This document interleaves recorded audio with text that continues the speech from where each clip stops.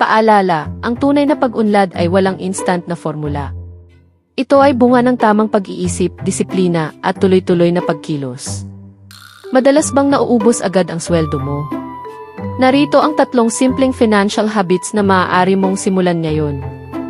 Una, gamitin ang 24-hour rule.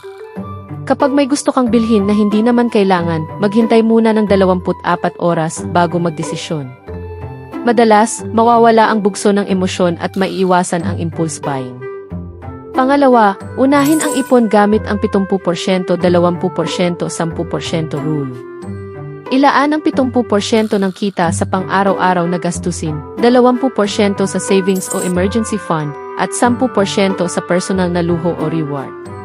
Tandaan, sweldo, ipon katumbas equals gastos. Pangatlo, magtayo ng emergency fund. Layunin na makapag-ipon ng katumbas ng 3-6 na buwan ng iyong gastusin. Magsimula sa maliit na halaga at ilagay ito sa hiwalay na account upang hindi madaling magalaw. Kung nakatulong ang video, i-like, i-share, at mag-subscribe para sa mas marami pang practical na tips sa pagpapalago ng iyong pananalapi. Ilalagay ko rin sa comment section ang aking mga link para sa pag-iimpok ng iyong mga salapi. Kung nais mo ang ganitong uri ng mga videos, click subscribe. I-share ang video at i-like mo na rin. Maraming salamat.